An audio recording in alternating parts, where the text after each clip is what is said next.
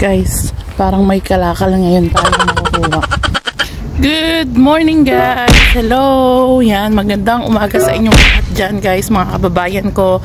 At syempre sa mga followers namin dyan. Maraming salamat guys sa inyo, sa suporta nyo sa amin, sa mga video at sa mga bagong follower namin dyan. Yan, maraming salamat mga kababayan. Ingat kayong lahat. Yan, may eroplano. So guys, today ay pangalawang araw na nung asawa ko nag-accept siya ng babysitting. So 'di ba, nag-resign siya sa work niya. Ngayon, yung dati kong tinatrabaho na babysit, kapag wala akong work, nag-accept ako ng babysit, dinadala sa bahay. So ngayon guys, siya ngayon yung nag-accept ng babysit. Sa 2 days na siyang nag-babysit doon sa bata, nakaedad nung bunso namin na si Daniel. Ngayon, sabi ko sa kanya, anong pakiramdam nung nagbe-babysit ka ng ibang bata?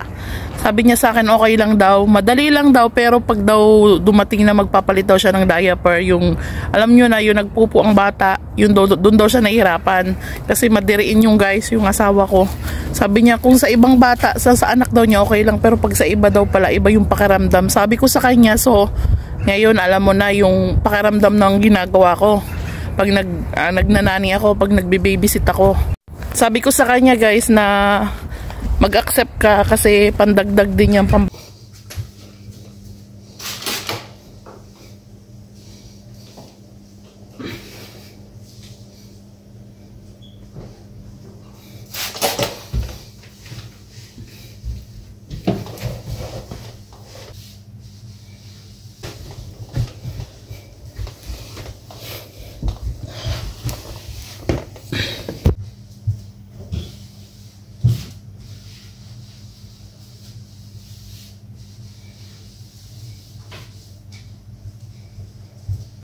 Mag-isa na naman ako dito guys sa bahay ng amo ko.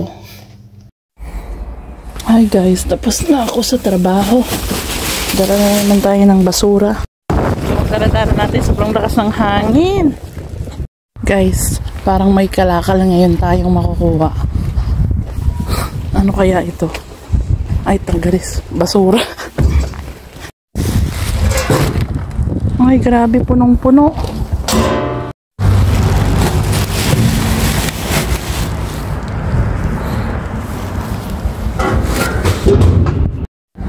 Wala tayo guys, puro mga basura talaga ang mga nakalagay.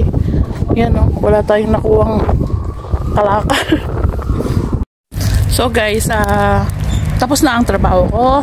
Binigyan ako ng chocolate nung client ko. So kainin natin pang boost ng energy. Hi guys, so pauwi na ako. Susunduin ko naman po si Jacobo.